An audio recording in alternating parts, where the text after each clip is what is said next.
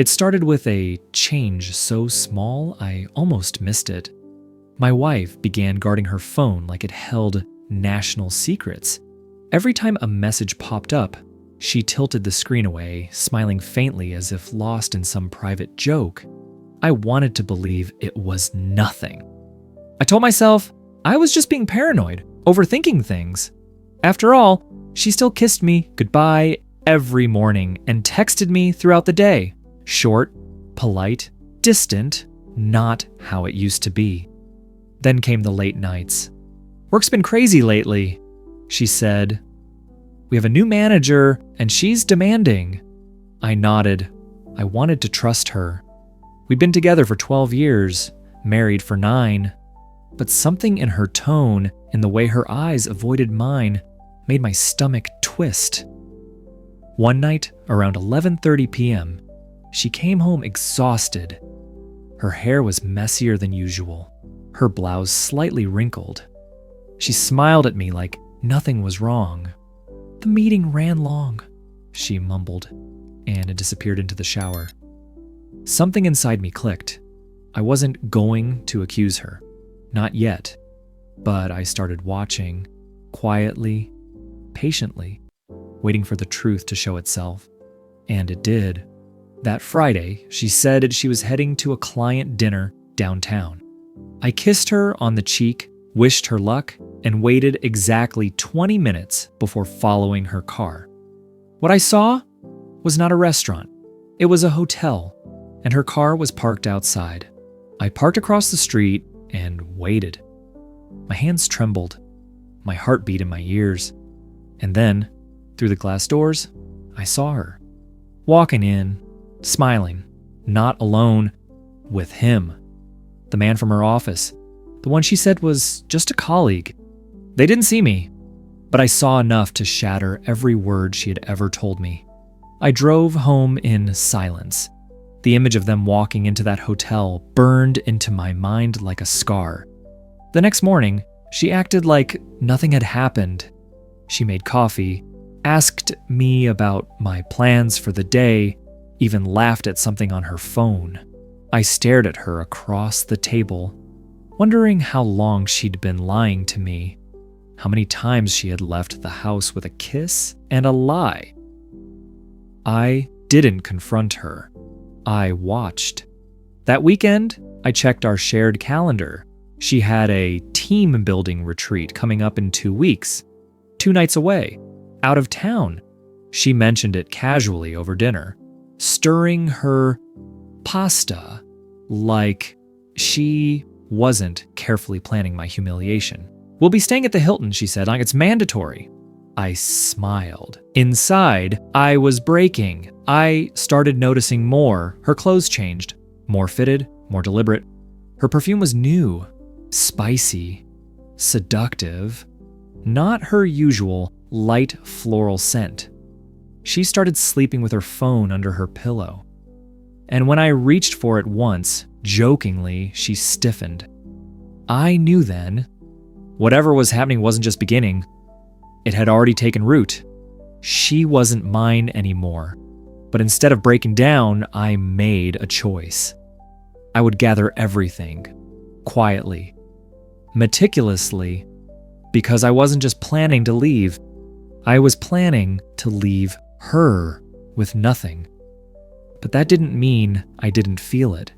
Every time she touched my shoulder in passing, every time she kissed my cheek goodnight, my stomach twisted. Some nights, I'd lie awake, listening to her breathe, wondering if she was dreaming about him, wondering if I had ever made her feel that way. I started keeping a journal, not for healing, not for reflection, for evidence. I wrote down everything. Her movements, her tone, what she wore, who she mentioned. It was like watching a stranger playhouse in the shell of my marriage. And the worst part? She seemed happy, happier than she'd been in months, like betraying me had freed her, and I was left performing the role of the clueless husband while she danced in the spotlight of her own deception. But she underestimated one thing. I don't break, I calculate. I started by testing her. One evening, as she got ready for another late work meeting, I asked if she wanted me to pick her up afterward. Her eyes widened just a little. Barely, but enough. No, she said quickly. It might run late, and we're going to a different location after. Team bonding stuff. That was all I needed. I slipped a small GPS tracker into the lining of her car's trunk. Discreet, untraceable. That night, while she claimed to be in one part of the city, I watched her signal settle outside a downtown hotel. The same one. Again, I screenshotted the map, timestamped the location, filed it. The next day, I casually asked how her night had gone. She lied, straight-faced. I nodded, smiled, asked about the manager who'd kept her so long. She laughed. Oh, she's intense, but it's good. Makes the job exciting. Exciting. That word hung in the air like poison. Later that week, I left my laptop open on purpose with an article titled, How to Tell If Your Partner is Cheating pulled up. She noticed. I saw her reading it. Her hands stiffened, her jaw tensed. But she said nothing. Did she panic? Was she preparing a cover story? I didn't care. I was inside her head now, and I was just getting started. I was inside her head now, and I was just getting started. A few days later, I showed up at her office with a bouquet of flowers. Not because I wanted to win her back, not because I believed in second chances, because I wanted to watch her squirm. The receptionist recognized me, smiled. She's in a meeting, but I can page her. Please do, I said, holding the bouquet casually, like the perfect loving husband. When she appeared, her expression froze for a split second. She quickly recovered, walking over with a practiced smile. You didn't tell me you were coming, she said. Wanted to surprise you. Thought you could use a little color on your desk. She took the flowers, forced a laugh. Behind her, I noticed a man watching us from a glass-walled conference room. He looked familiar. He looked guilty. I shook his hand when she introduced him as Jason, my colleague. Jason, so that's the name. I studied his eyes as we shook hands. There was a flicker, something nervous. He knew who I was. They both did. I stayed just long enough to make her uncomfortable, complimented her team, made polite jokes, and then I left. That night, she was cold, quiet. She didn't ask why I came. She didn't mention the flowers. But I had what I wanted, her fear and his face. 2 weeks later, the company retreat arrived. She packed carefully, choosing the red dress I hadn't seen in over a year. She said she wanted to look professional. I said she looked stunning. She smiled, kissed my cheek, and drove off. What she didn't know was that I'd booked the room directly next door. I'd already called the hotel, reserved the connecting suite under a different name, paid in cash, no record she could trace. The moment she checked in, I was 5 feet away, separated only by a wall thin enough to hear everything. That night, I listened. Glass against the wall. I heard laughter, footsteps, the click of heels, and then his voice. Software familiar. Too familiar. I recorded it all. Every word. I waited until they left the room for dinner, and then I slipped in through the adjoining door and placed my envelope on the bed.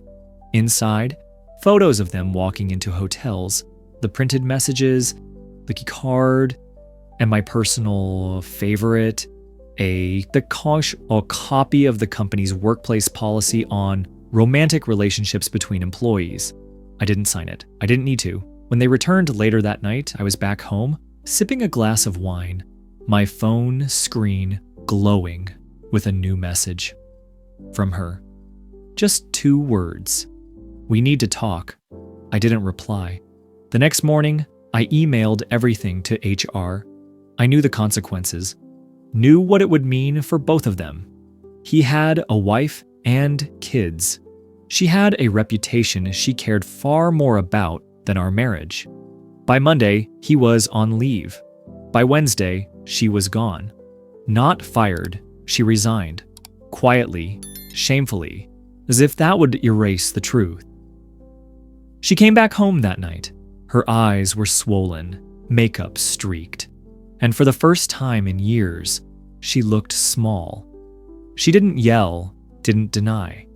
She simply stood at the doorway with trembling lips and whispered, "Can we talk?" I looked at her for a long moment, then turned away, because I'd already said everything I needed to say in silence. Over the next week, she packed her things, quietly, no tears, no pleading. She moved in with her sister. And I started to breathe again. I painted the bedroom, got new sheets, rearranged the furniture. The house stopped feeling haunted. It started feeling like mine.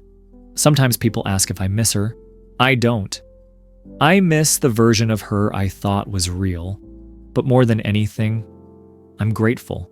Because betrayal, when faced with grace and strategy, doesn't destroy you. It reveals you. And I like who I've become. Months passed. I didn't follow her life, but pieces of it still reached me. She changed jobs, started dating someone new, someone younger. Then one day, in the cereal aisle of a grocery store, heard a voice behind me. "Hey, can we talk?" It was her. She looked older, not in age, in spirit, like the burden of her choices had finally caught up. I turned slowly. "Of course," I said. She started crying right there, saying she was sorry, that she had ruined the best thing she ever had, that she still thought about me every day. I let her speak, and when she finished, I simply said, "I know." Then I turned back to my cart and walked away, because some doors are better left closed, even when the person on the other side finally learns how to knock